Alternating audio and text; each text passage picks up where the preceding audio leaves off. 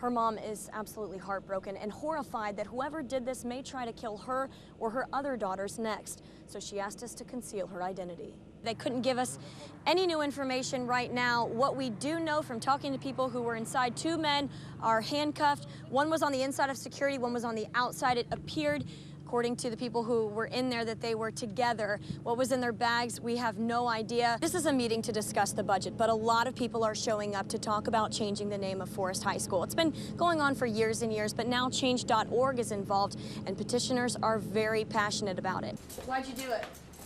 I don't remember doing anything.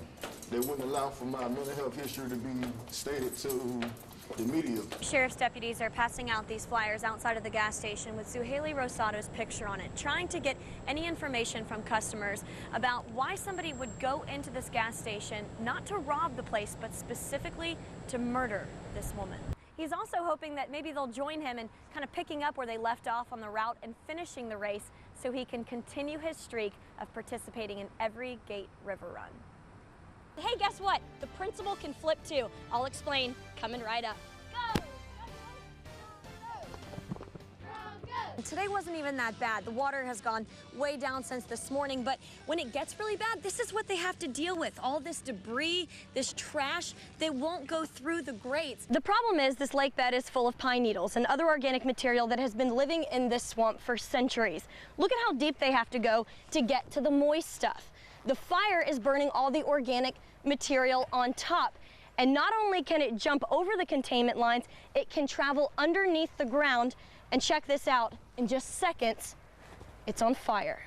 And I'm Channel 4's Hailey Winslow, live out here in undefeated Wildcat country where I lost my cheerleaders, but I'm stuck with these nice guys. Coming up, the offensive line coach and I go head to head, or should I say, teat to teat, in a cow milking contest. You also have to deal with stuff like this, all this vegetation that clogs up the creek, along with all kinds of other stuff we'll see floating down here. Another thing we always see, when the water rises, it floods the streets, and it can make it very dangerous for drivers. This right whale has fishing line attached to its tail, but that's not necessarily what caused it to die.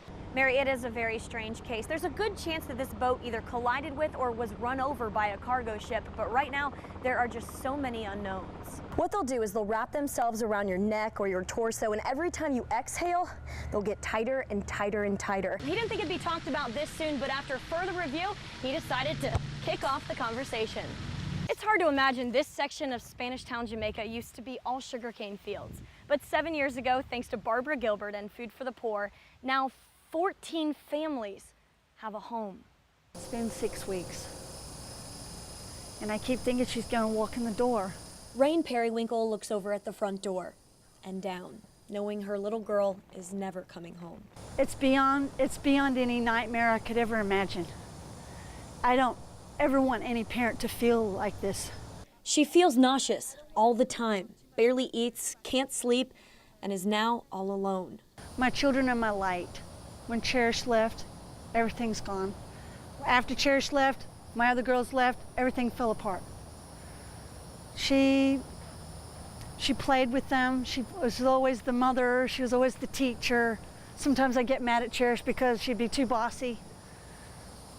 Life's too short, Hailey.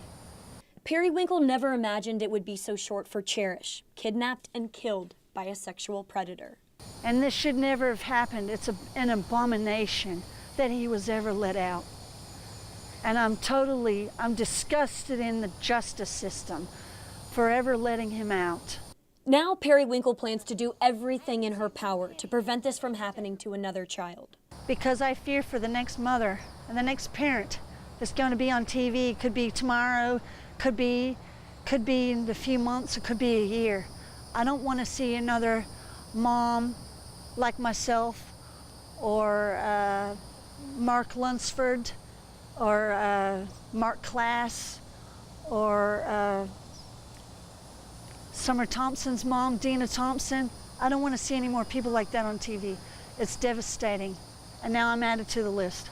It's a list she's hoping to be at the bottom of if she can help get stricter laws in place so no other mother or father has to think about this. If I could say one more thing to Cherish, what would it be?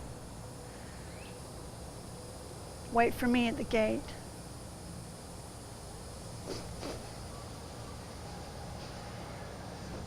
But first, Channel 4's Hailey Winslow is live from Talleyrand with what's developed throughout the day. Hailey?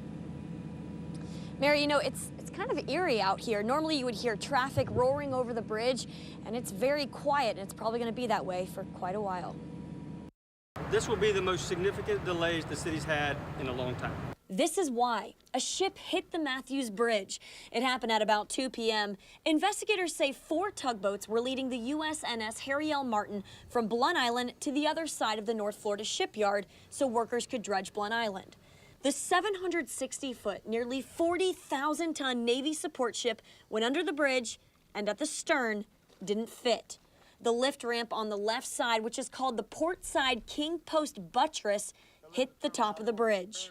The bridge is about 152 feet high. Obviously, it'll fluctuate depending on the tides and where you are on the bridge. Now, the ship, from the water line to the ramp, is 148 feet tall. So that gives the ship about 4 feet of wiggle room. With the high tide, the wind tide, and no cargo on board, which would make the ship sit up higher, the ship could easily be taller than the bridge, which it clearly was in this case. The Coast Guard is investigating the vertical clearance of the bridge at the time, why the tugs kept going, and why the lift ramps weren't lowered, which is possible to do. While that investigation continues, the Department of Transportation is focusing on fixing the bridge and getting it back open so the 56,000 vehicles that cross it each day can do so safely. Everybody's involved in this. This is affecting our broader community, and all the agencies are pitching in to help. Be patient, try to make adjustments whenever possible, and just understand this is going to be a process. Most bridges in Florida are required by law to have a vertical clearance marker that's on the side of the bridge, so when mariners go under it, they can tell how much room they have. Well, this is one of the bridges that doesn't have that, so captains really have to rely on charts and then factor in the tides to make sure that they can fit. Now, whether that was done or not is something the Coast Guard will be looking into. Reporting live in Talleyrand, Hailey Winslow, Channel 4, the local station. Hailey, the question on many drivers' minds, I'm sure, any idea from officials how long it could take to repair? Are we talking days? How about weeks? Well, Mary, you've seen the pictures of the bridge, that dent in the bridge. That doesn't necessarily tell the whole story. There might be more damage that you just can't see. So the DOT is going to have to do a thorough investigation, and then they're going to get an emergency repair contractor in here to fix it immediately. So the short answer is there's no telling. And we'll be following it every step of the way. Hailey Winslow reporting to us live. Thank you, Hailey. These are the people that are responsible for Football Friday on 4. John and Todd, Mike Gold. Whoa! I got to do the 11.